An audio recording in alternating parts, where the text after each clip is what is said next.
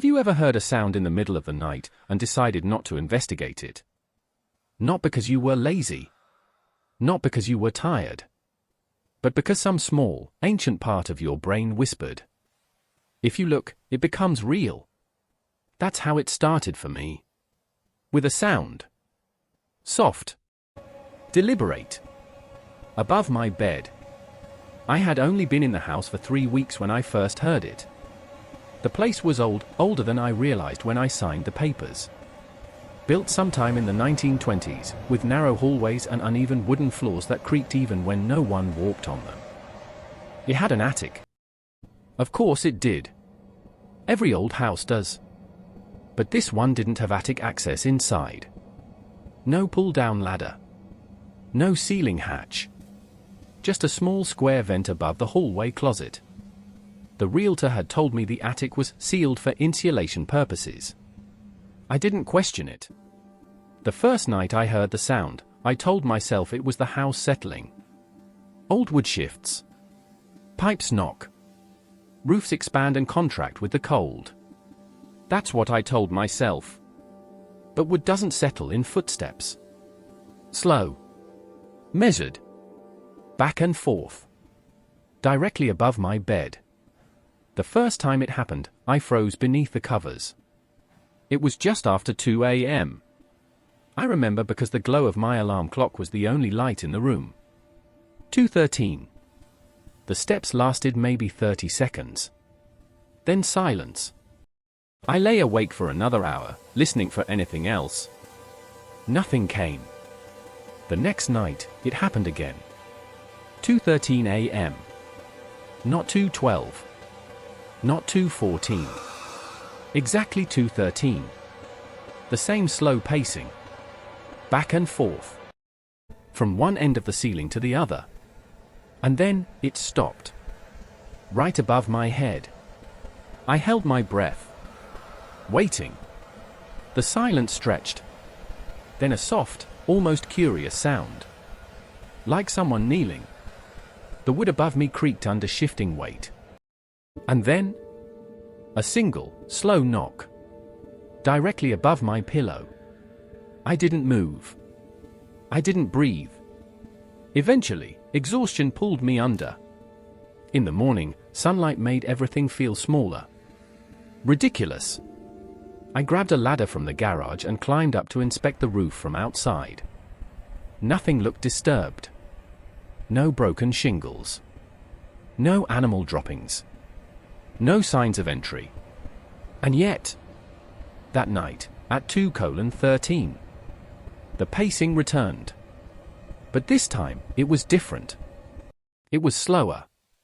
Heavier.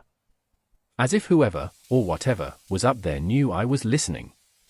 The steps dragged slightly now. Heel. Toe. Heel. Toe. From the foot of my bed. To the head. I began sleeping with the lights on. That didn't help. Because light doesn't stop sound. On the fourth night, I tried something different. I stayed awake. I lay in bed staring at the ceiling, phone in hand, recording. 2:12. Silence. 2:13. The first step landed. The sound vibrated through the plaster. Slow pacing. Back and forth. My chest tightened. The air in the room felt thick. Oppressive. Then the steps stopped again above my pillow. And this time, there were 2 knocks. Evenly spaced. Like a question. I couldn't stop myself. I knocked back. Once. Silence. The longest silence I've ever experienced. Then, 3 rapid knocks in response. Harder. Excited. My heart pounded so loudly I could hear it in my ears. The ceiling above me gave a soft creak, like someone shifting their weight closer. And then, a dragging sound. Directly toward the center of the room. Toward the vent in the hallway outside. I didn't sleep that night. In the morning, I checked my recording. At 2:13, the audio picked up the pacing clearly. But beneath it, there was something else. Breathing. Slow. Controlled. Not mine. I started researching the house. The previous owner had lived alone. An older man. Quiet. Kept to himself. Neighbors said they rarely saw him leave. He died inside the house. Natural causes. That's all the record said. But there was something strange. The coroner's report listed the location of the body as upper crawl space. Not bedroom. Not living room. Upper crawl space. The attic.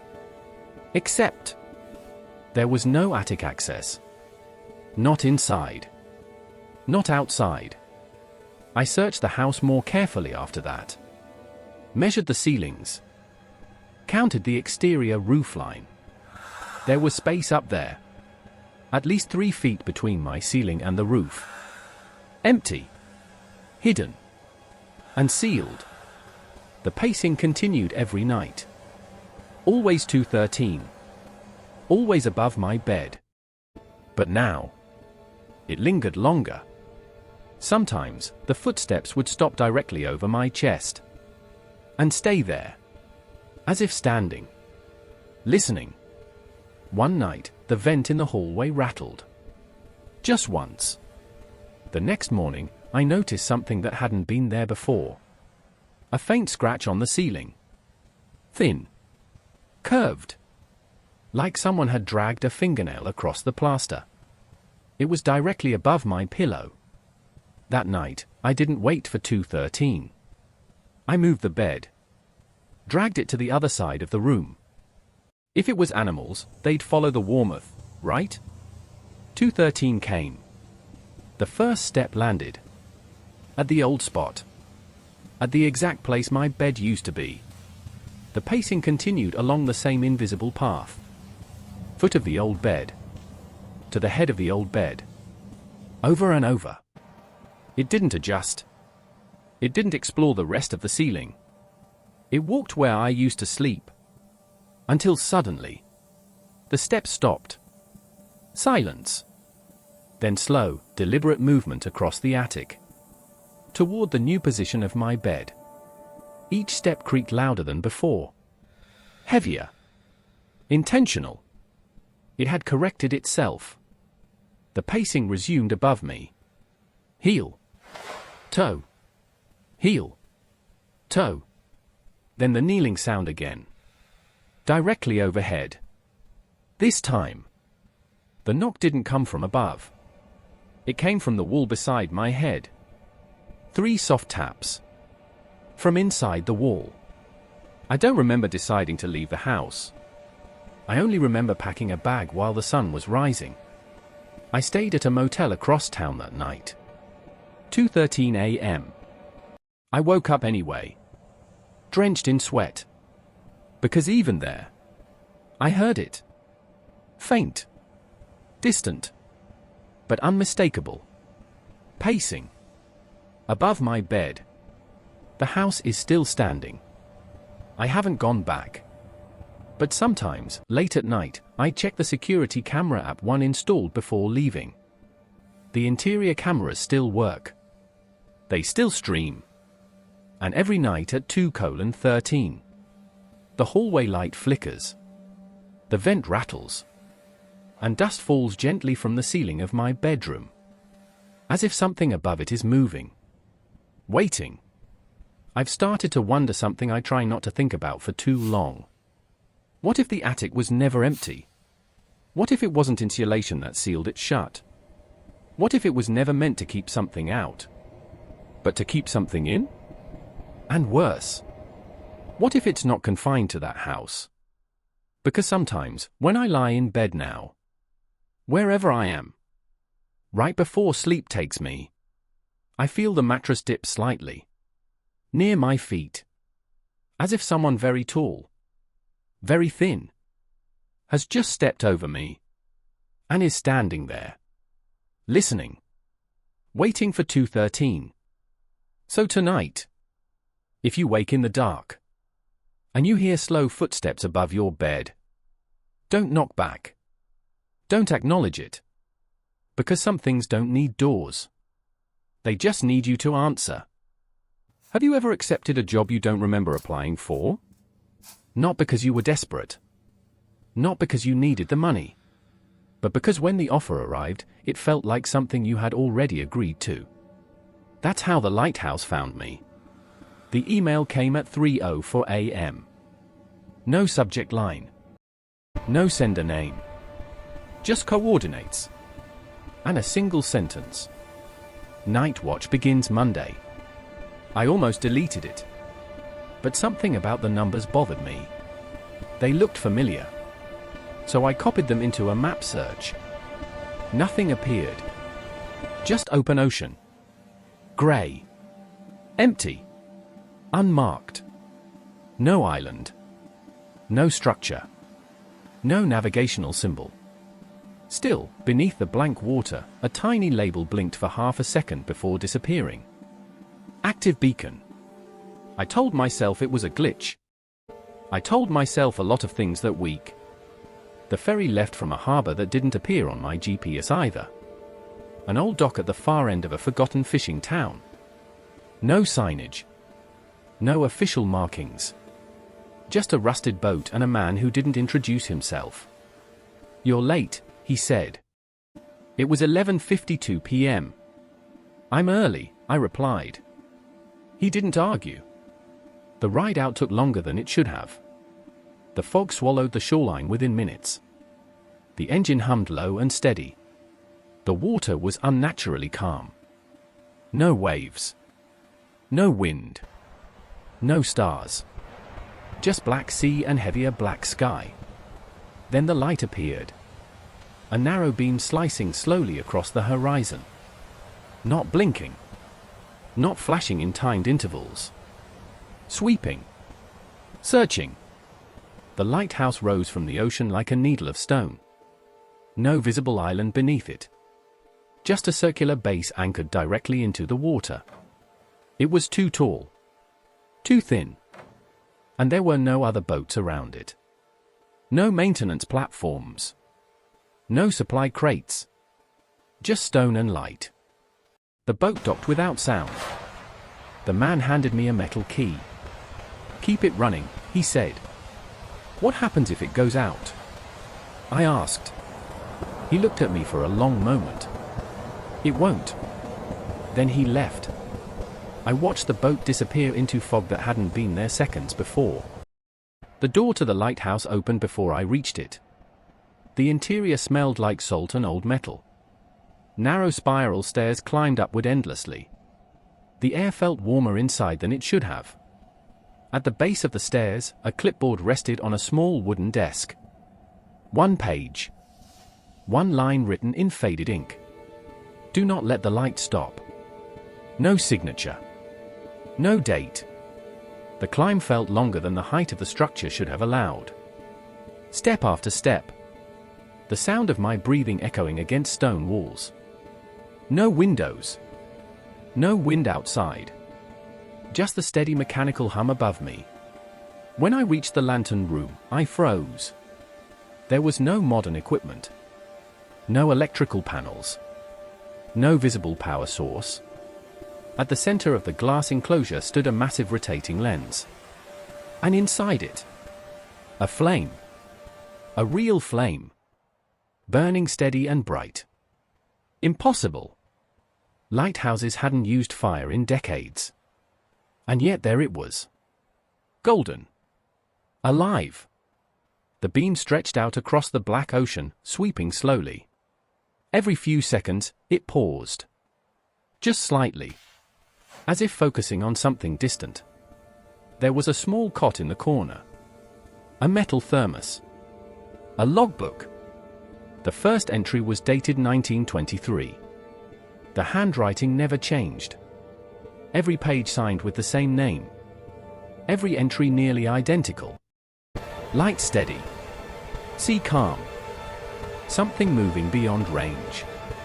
The last entry was written the previous night. I flipped through pages rapidly. A century of entries. Same ink. Same hand. No aging. No variation. I closed the book. The flame flickered once. Just once. And the entire tower vibrated. A low groan echoed through the stone. I stepped closer to the glass. The ocean below was wrong. It wasn't reflecting the beam. It absorbed it. Like ink swallowing light. And then I saw it. Far beyond the sweep of the lens. A darker shape against the dark sea. Massive. Circular. Moving slowly beneath the surface. Following the beam. Waiting for it to falter. My shift was simple. Keep the flame alive. Trim the wick. Refill the oil from a brass container that never seemed to empty. Every hour, I checked the lens. Every hour, I logged the same sentence. Light steady. Sea calm. But the sea wasn't calm. Not really.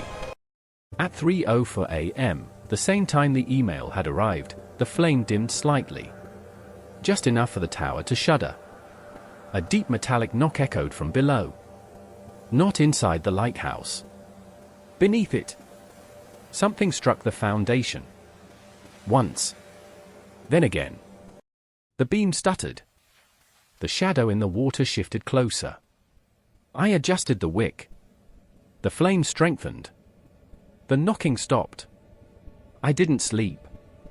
The second night, the fog came thicker. Pressing against the glass like breath. Shapes moved within it. Tall. Vertical. Like masts of ships that weren't there. The logbook had a new line written in it when I checked at midnight. Not in my handwriting. It tests the dark. I hadn't written that. The flame sputtered violently at 3:04. The tower lurched sideways. This time, the impact from below cracked a hairline fracture in the glass. A long, thin line stretching upward. The beam faltered. The sea roared for the first time. Not waves. A sound. Low. Resonant. Ancient. I poured more oil. The flame roared back to life. The shape retreated. Barely. On the third night, I understood something. The lighthouse wasn't guiding ships. There were no ships. It wasn't warning sailors. It was holding something back. The beam wasn't a signal. It was a barrier. And the ocean wasn't empty. It was crowded. I saw them just before dawn. Dozens of shapes circling beyond the light's reach. Waiting for a moment of darkness. The logbook's final unwritten page lay open on the desk. Blank. Waiting. At 3:04 a.m. on the fourth night, the flame went out.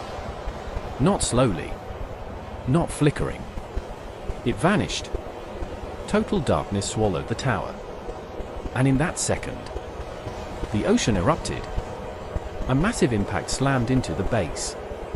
The glass shattered outward. Cold black water surged upward against the walls without spilling over. Defying gravity. Rising like a living thing. And within it, a single enormous eye opened. Larger than the lantern room. Reflecting nothing. Seeing everything. The key in my pocket burned hot. The same key the boatman gave me. I realized then, the lighthouse wasn't unmapped. It was unlisted. Hidden intentionally. Because this wasn't a job application. It was a rotation. The flame reignited in my hands. Not from oil. Not from wick. From something inside me. The beam returned. Stronger. Wider. The ocean recoiled. The eye closed. The water retreated. The glass reformed as if time reversed. The flame stabilized. And the logbook's final page filled itself in. In my handwriting. Light steady. Sea calm. Replacement arrived. I don't remember leaving. I don't remember a boat ride back. But sometimes, at exactly 3:04 a.m., I wake to the sound of foghorns. And salt on my lips.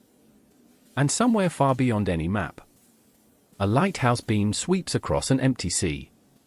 Pausing. Searching. Waiting for the next name to appear in an inbox with no sender. So if you ever receive coordinates that lead nowhere, if a job offer arrives without explanation, if someone tells you to keep the light running, understand this. The ocean is not empty. And some lights aren't meant to guide you home. They're meant to keep something else from reaching shore. Have you ever taken a wrong turn so late at night that it felt like the road was deciding for you? Like the world ahead was being built just beyond your headlights and the world behind you was quietly erased? That's how I found the hotel.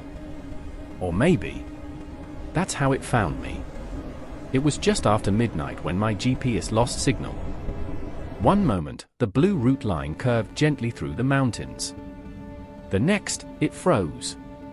The screen dimmed. The word searching for connection blinked once and disappeared. The fog rolled in seconds later. Not drifting. Not forming gradually. It swallowed. The trees along the road dissolved into pale shapes. My headlights reflected back at me like I was driving into a wall of white breath. I slowed down. There were no other cars. No distant taillights. No houses tucked into the hills. Just the thin ribbon of asphalt stretching forward into nothing. I checked the rearview mirror. The road behind me was gone. Not hidden by fog. Gone. Just blank whiteness.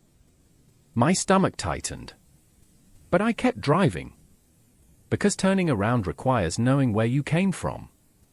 And I wasn't sure that place existed anymore. That's when I saw it. A flicker. Faint at first. Red. Then blue. Then red again. Buzzing softly through the mist. A neon sign. Vacancy. The word glowed like it had been waiting to be read. A narrow gravel driveway curved off the road toward it. I don't remember deciding to turn the wheel. But I did. The gravel crunched beneath my tires, loud in the silence. The fog stopped at the edge of the property. It didn't roll into the parking lot. It hovered just beyond it. Like it wasn't allowed. The hotel stood 3 stories tall. Old brick. Dark windows. Warm yellow light glowing behind lace curtains. It looked untouched by time. Or trapped inside it. There were no other cars in the lot. No sound of traffic from the highway. No insects. No wind. Just the faint electrical hum of the neon sign. My engine shut off the moment I parked. I hadn't turned the key. It just stopped. The front door opened before I reached it. A soft click. A warm golden glow spilled out across the pavement. Inside, the lobby felt like stepping into another decade. Polished wooden desk. Brass bell. Framed black and white photographs lining the walls. A patterned carpet that swallowed the sound of my footsteps. The air smelled faintly of lavender. And something older. Like smoke buried beneath perfume. "You're right on time." The voice came from the staircase. I turned slowly. An elderly man stood halfway down the steps. Tall. Thin. Perfectly upright. His uniform looked pressed and immaculate. Black vest. White shirt. Narrow tie. His smile was polite. Too polite. "I didn't make a reservation," I said. "You don't need one," he replied gently. His voice didn't echo in the lobby. It felt close. As if he were speaking directly beside my ear. He descended the stairs without a sound. One blink, he was halfway down. The next, he stood behind the desk. I hadn't seen him walk. He slid a brass key toward me. Room 313. The metal was warm when I touched it. "Is anyone else staying here?" I asked. He paused. then smiled wider. Everyone who needs to be. The hallway upstairs stretched longer than the outside of the building should have allowed. Floral wallpaper faded at the edges. Dim lights hummed overhead. My footsteps echoed softly, though the carpet looked thick enough to muffle them. Halfway down, I glanced back. The staircase was gone. Only more hallway. I blinked.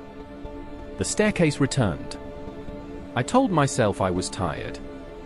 Room 313 waited at the very end. The door was slightly open. I froze. I was certain I hadn't unlocked it.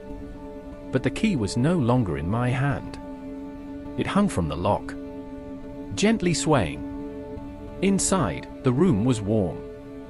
Too warm. A neatly made bed sat against the far wall. A rotary telephone rested on the nightstand.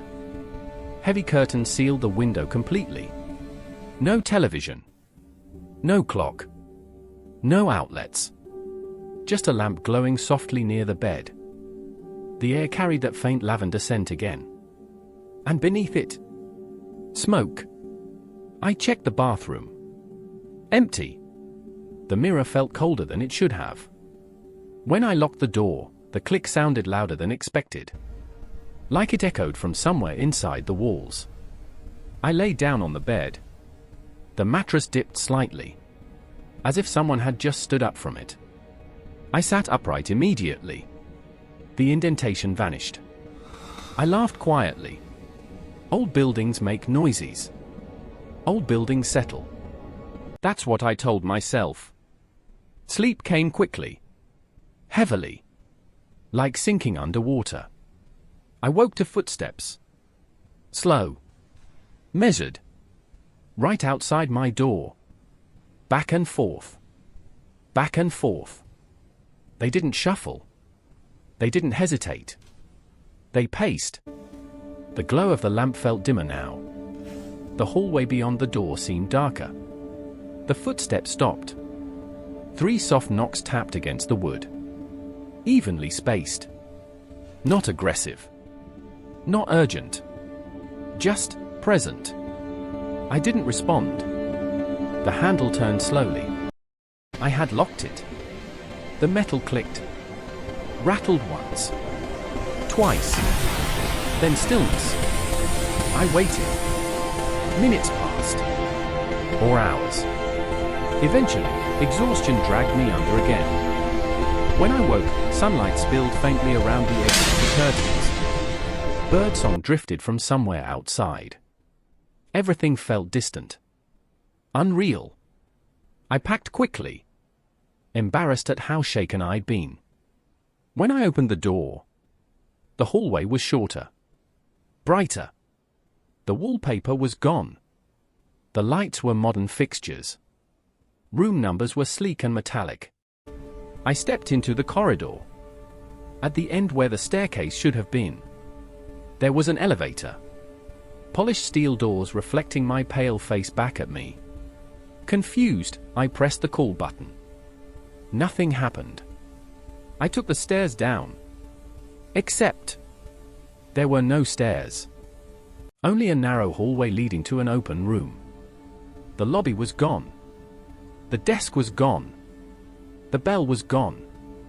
Sunlight poured through broken windows. Dust coated the floor in thick grey layers. The air smelled like mildew and rot. I stepped outside slowly. The parking lot had vanished. Weeds grew through cracked pavement. The neon sign lay rusted in the dirt. Dark. Dead. My car was gone.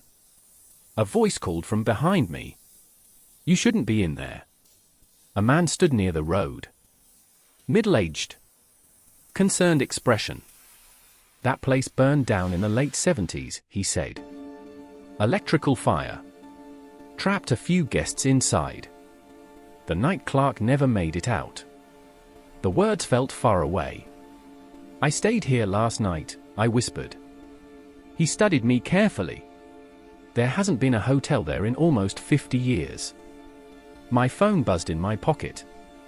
No signal. But a notification from my sleep tracking app.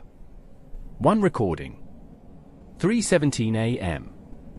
My hands trembled as I pressed play. Footsteps. Slow. Measured. 3 knocks. My breathing. And then a voice close to the microphone. You're right on time. The recording ended with a door creaking open. I never opened it. I know I didn't. The man by the road was staring past me now. His face pale. I turned slowly. In the second-floor window of the chart room. Lace curtains shifted. Just slightly. And behind the glass stood a tall, thin figure in a black vest. Smiling. The hotel was demolished a month later. Bulldozed. Erased. But sometimes, when I drive late at night, when fog rolls across empty highways, when my GPS flickers and dies, I see it again. The neon sign buzzing softly in the distance. Vacancy. Waiting. And every time I pass it, my phone battery drains instantly. The radio fills with static. And from somewhere close behind me, I hear footsteps. Slow. Measured. Keeping pace with my car. Because I don't think the hotel was a place. I think it was a checkpoint. A threshold. A moment where the road splits. And one path leads back home. And the other leads upstairs. To room 313. So if you ever find yourself lost after midnight, and the fog swallows the road behind you, and a warm yellow light flickers ahead where no building should stand, don't turn in. Don't park. Don't take the key. And whatever you do, if you hear 3 soft knocks at your door, don't answer. Because some places don't appear by accident. They appear when it's your time to check in. And if the clerk greets you with that gentle smile and tells you you're right on time, it may not mean you arrived late. It may mean, if you've ever used a sleep tracking app, you know the comfort it brings. You press record. You set your phone face down on the nightstand. And you fall asleep believing the only thing being captured in the dark is the soft rhythm of your own breathing. That's what I believed. Until the night it recorded someone else's. It started innocently enough. I downloaded the app because I was tired in the bone-deep way that lingers behind your eyes and makes mornings feel like punishment. The reviews promised insights. Gentle alarms. Data about REM cycles and restlessness. It also had a feature that recorded ambient sound. Discover what happens while you sleep, the description said. The first few nights were boring. Light snoring. Sheets rustling. Once, a muffled cough. The app labeled everything with tidy little timestamps. 2:13 a.m., movement. 3:47 a.m., light snoring. For 02 a.m., silence. I listened out of curiosity. It felt strange hearing myself unconscious. Vulnerable. Animal. But there was nothing unusual. Until Tuesday. I remember that day clearly because it rained. A slow, soaking rain that made the apartment feel smaller. I live alone in a 1-bedroom on the 3rd floor of a building that's older than it looks. The walls are thin. The plumbing knocks like it's thinking. But it's safe. Or it felt safe. That night I fell asleep quickly. And at 3:17 a.m., the app flagged something new. The label simply said, "Unknown sound." I played it while standing in my kitchen the next morning, coffee halfway to my lips. At first, I heard nothing. Then, breathing. Slow. Measured. Close. Not the soft rhythm I'd grown used to. Not the faint nasal whistle I apparently make when I'm deeply asleep. This was different. Deeper. Lower. And not synced with mine. Two patterns. Two sets of lungs. I told myself it had to be the neighbor. Sound carries in old buildings. Vents connect. Pipes echo. That explanation lasted about 10 minutes. Because then I put on headphones and listened again. My breathing was there, faint, uneven. And behind it, closer to the microphone than my own, was the other one. Steady. Calm. Inhale. Exhale. Like someone standing right beside the bed. I checked the timestamp. 3:17 a.m. The recording lasted exactly 46 seconds. Then it cut back to silence. I didn't sleep much the next night. But I recorded anyway. I needed proof. Morning came grey and heavy. The app notification read, "Unusual activity detected." My stomach dropped before I even pressed play. 3:16 a.m. The breathing started again. Only this time, it began before mine. As if it had already been there. Waiting. I listened to the full clip 3 times. There was a subtle difference I hadn't noticed before. On the third listen, right near the end, my breathing stuttered. Like I shifted in bed. And the other breathing paused. Just for a second. Then resumed. Slow. Measured. Aware. That was the moment something cold settled behind my ribs. It wasn't random noise. It reacted. I checked my doors. Locked. Windows. Sealed. Closet. Empty. Under the bed. Nothing but dust and an old storage box. I almost deleted the app right then. But I didn't. Curiosity is stronger than fear in the daylight. That evening, I rearranged my bedroom. I moved the nightstand. Shifted the lamp. Angled my phone so the microphone pointed directly into the room instead of toward the wall. If someone was somehow in here, I'd catch it clearly. I fell asleep later than usual. Exhaustion eventually dragged me under. When I woke, my phone battery was nearly dead. The app had recorded for 6 hours. And flagged 5 separate incidents. My hands trembled as I opened the first one. 2:58 a.m. Breathing. Not mine. No movement from me yet. The second clip. 3:11 a.m. A soft sound like fabric shifting. And then, closer breathing. Right by the microphone. The third clip made my throat close. 3:17 a.m. My breathing. The other breathing. And something else. A faint whisper of air across the mic. Like someone leaning down. Listening. The fourth clip was only 5 seconds long. But in those 5 seconds, my breathing stopped completely. Flat silence. Except for the other one. Still there. Still steady. The fifth clip was the worst. 3:24 a.m. A sound like the mattress dipping. Springs compressing slightly. And the breathing. Now aligned with mine. Inhale. Exhale. Perfectly synchronized. As if whatever it was had climbed into the bed beside me. I didn't go to work that day. I sat on my couch replaying the clips over and over until they blurred together. At one point I convinced myself I could hear faint words buried in the inhale. Not speech exactly.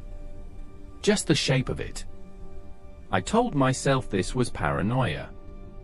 Audio artifacts. Sleep hallucinations.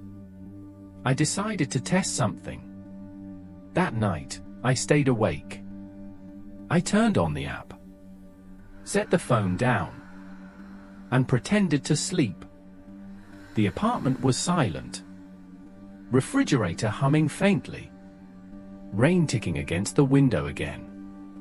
I lay there for hours. Nothing happened. No breathing. No mattress movement.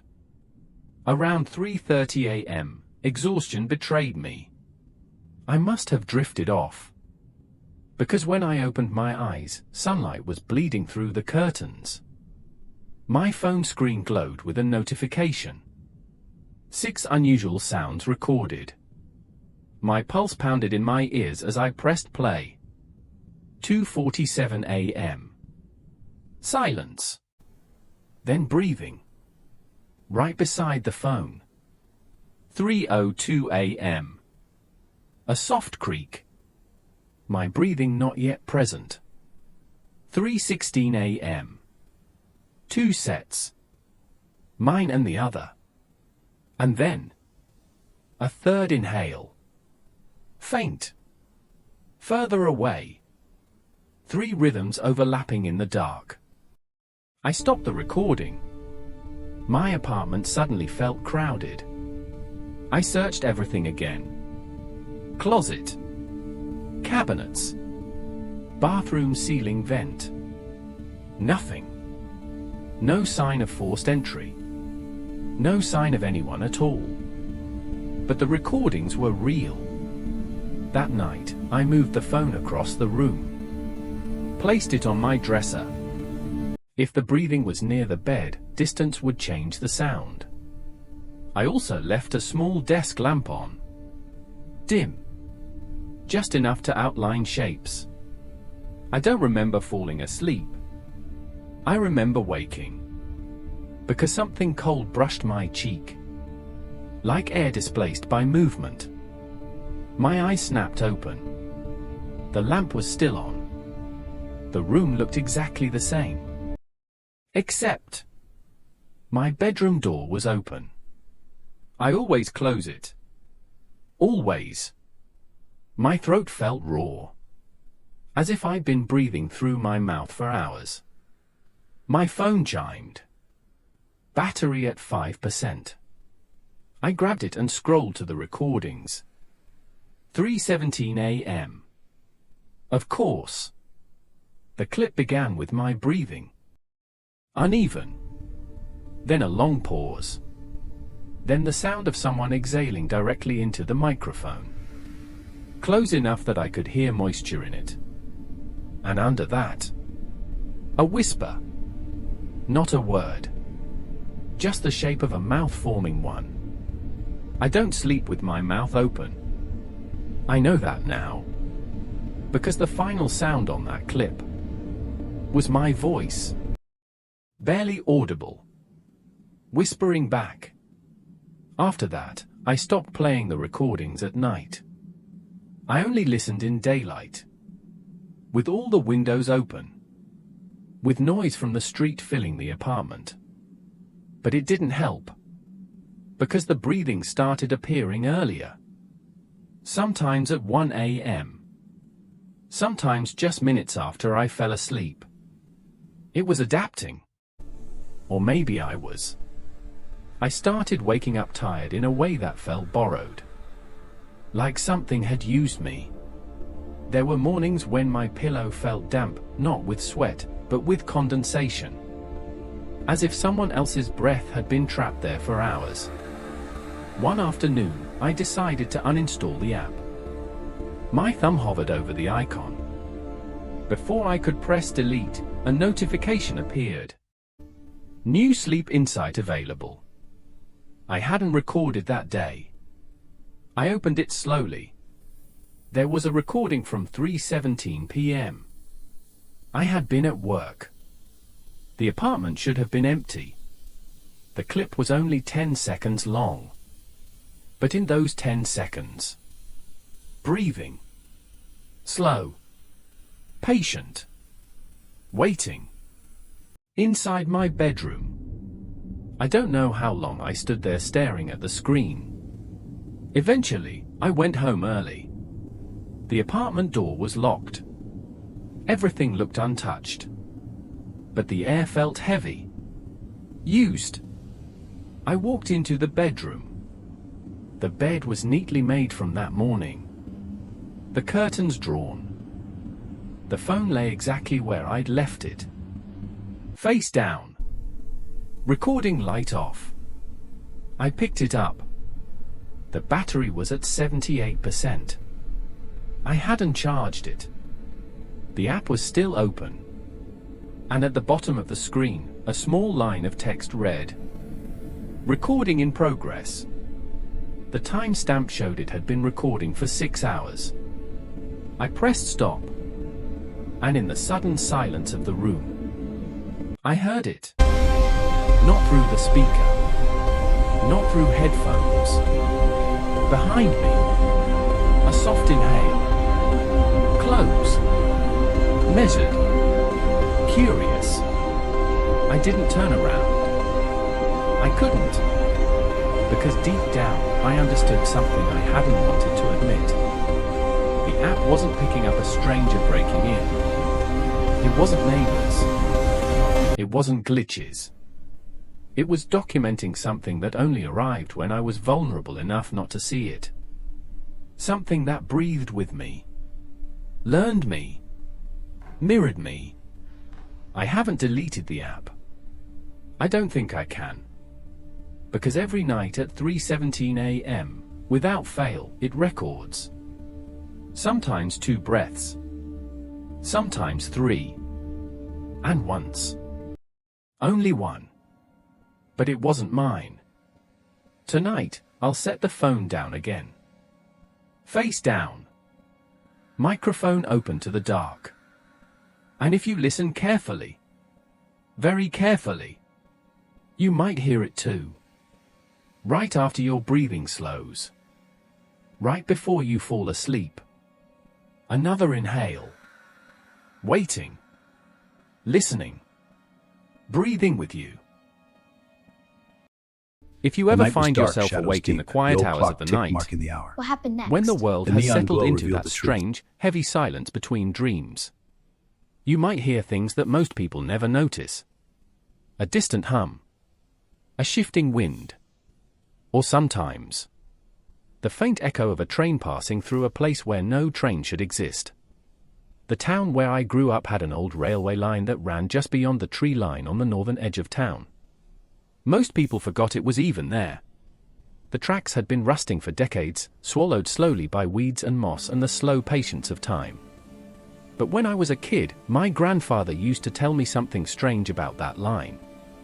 He would lean back in his creaking chair, watching the window as the evening darkened, and say, "Those tracks aren't dead." Of course, I thought it was just another old story meant to entertain a bored kid on a summer night. But he always said the same thing. Every single time. There's a train that still runs there. And then he would glance at the clock. 3:17 in the morning. That was the time. He claimed that if you stood near the tracks at exactly 3:17 a.m., you could hear it coming. The rumble. The whistle. The slow grinding of wheels against rails. But there was one strange rule. You could listen. You could watch. But you must never step onto the platform. Back then, the old station still stood in the woods beyond town. Abandoned. Boarded up. A long wooden platform warped by weather and neglect. The roof sagged slightly. And the rails beside it stretched into the darkness of the forest. No trains had stopped there since the late 1970s. At least, none that anyone officially acknowledged. I forgot about the story for years. Life moved on. I moved away for college. Then work. Cities with bright lights and busy streets. Places where night never felt truly dark. But eventually, like so many people do, I found myself drifting back home. My grandfather had passed away that winter. And the house felt quieter than I remembered. The first few nights were restless. Not frightening. Just unfamiliar. Small towns have a different kind of silence.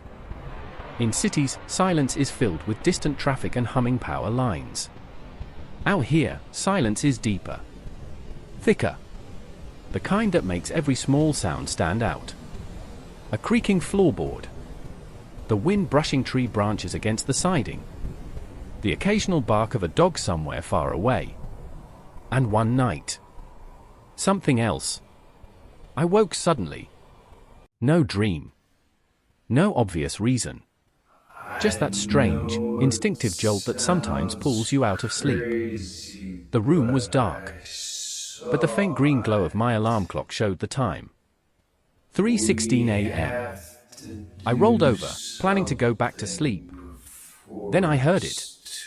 At first it sounded like distant thunder. Low. Rhythmic. A slow vibration in the distance. I held still, listening. The sound grew slightly louder. Metal against metal. A rolling rumble. And then, a train whistle. Long. Mournful. The kind that echoes across empty countryside. For a moment I felt a strange flash of recognition. Like hearing a voice from childhood. The clock ticked over. 3:17. The sound moved slowly across the night. Not fast like a modern train. Slow. Heavy. As if the machine pulling it forward was tired. Eventually the noise faded again into the quiet. And the woods beyond the town returned to silence. The next morning, I asked around. Most people laughed. Some shrugged. A few older residents exchanged quiet glances before changing the subject. But one person didn't laugh. Mr. Daly. He ran the gas station at the edge of town. He had lived there his whole life. When I mentioned the train, he went very still. Then he asked a question that made the air feel colder. You hear it at 3:17. I nodded. He wiped his hand slowly on a rag. Then you heard the midnight line. I waited for him to laugh. He didn't. Instead, he leaned closer and spoke quietly. That train ain't supposed to be there. According to him, the line had officially closed in 1978 after a derailment deep in the forest. A late-night freight train. Bad weather. Poor visibility. The details were vague. But the result was clear. The line shut down. The station abandoned. Tracks left to rust. And yet, every few years someone claimed they still heard it. Always the same time. 3:17 a.m. Most people ignore the stories. But curiosity has a way of growing quietly in the back of your mind. And after hearing the whistle that night, I couldn't stop thinking about it. A week later, I decided to see the old station for myself. The path was overgrown but still visible if you knew where to look. Tall grass brushed against my legs as I walked. The woods grew thicker with every step. Until finally the trees opened into a small clearing. And there it was. The station. Just as my grandfather described it. Weathered boards. Broken windows. The platform sagging slightly at one end. The rails beside it were almost hidden beneath weeds. But they were still there. Two thin lines of dull metal stretching into the forest. I stood there for a while, listening. But it was early afternoon. The woods were quiet except for birds and the occasional rustle of wind. Nothing unusual. Still, something about the place felt heavy. Like the air itself remembered something. I walked along the platform, careful of loose boards. At the far end, a faded sign still hung crookedly from the roof. The station name had almost completely peeled away. But I could still make out the old letters. Raven Hollow. I stayed there longer than I planned. Long enough that shadows began stretching across the clearing. And the trees darkened into silhouettes. Eventually, I headed home. But that night, when 3:17 approached, I found myself wide awake. Listening. And once again, the train came. The rumble rolled across the woods like distant thunder. The whistle echoed through the trees. Closer this time.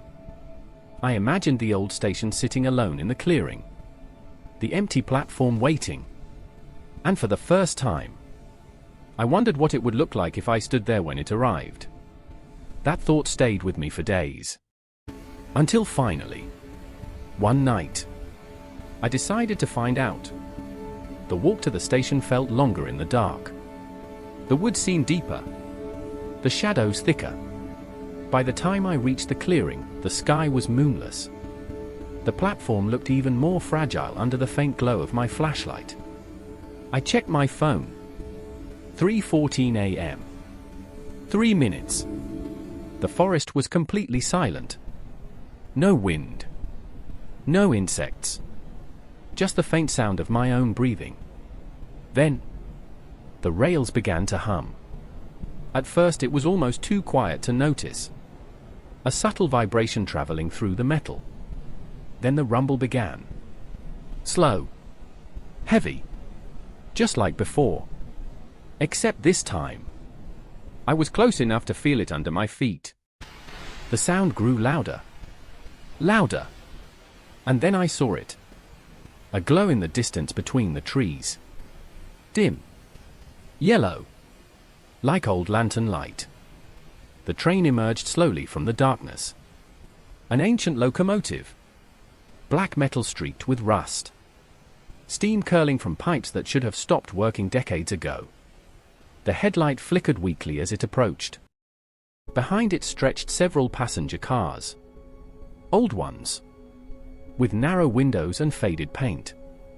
And inside those windows, shapes. Figures. Sitting perfectly still. The train rolled toward the platform at a slow crawl. The brakes hissed. The wheels screamed softly against the rails. And then it stopped. Right beside me. The doors remained closed. But the windows were clear enough to see inside. Every seat was occupied. Men. Women. Children. All dressed in clothing that looked decades out of date. And every single one of them was staring forward. Expressionless.